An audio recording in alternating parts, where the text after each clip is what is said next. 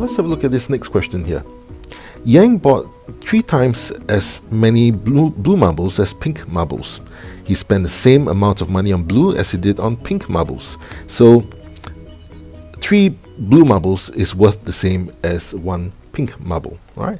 So let's draw a bar diagram here.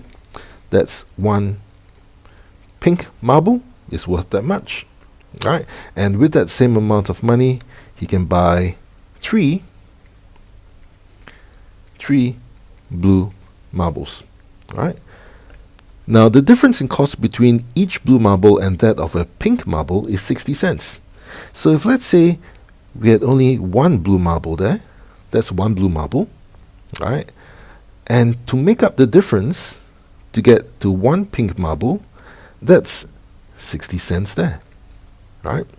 Okay, and that's all lined up. Okay, all lined up there. All right, and that's the price difference there. So what is 1 unit? You got 3 units here, right? So if 60 cents is 2 units, 1 unit is equal to 30 cents. All right. What's the price of a pink marble? A pink marble is 3 units. So 3 units is equal to 90 cents. Right? And there we have it. That's the answer. 90 cents is correct. I think this is a very good opportunity for me to also teach you how to do it the algebraic way. Right? So let's have a look. We already know the answer. Let's give me some extra time to show you how to do it algebraically.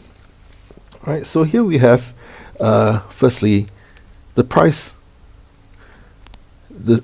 of a pink marble is equal to 3 times the price of the blue marble. Right? So with the price of the pink, you can buy 3 blue marbles. We also know that P is equal to blue marble plus 60 cents. Right? Plus 0.6. So let's do some substitution here. We know that P is equal to 3B. So let's put that 3B over here. So 3B equals B plus 0.6. Bring this B over to the other side. Okay, bring this B over to the other side. So we get minus B. So we get 2B equals 0.6. Okay, so 3B minus B is 2B. 2B equals 0.6. So B equals to 0.3 or 30 cents. Right? Therefore, P is 3B.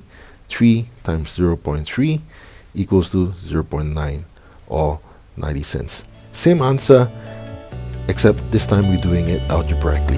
Right? So 90 cents is indeed the correct answer.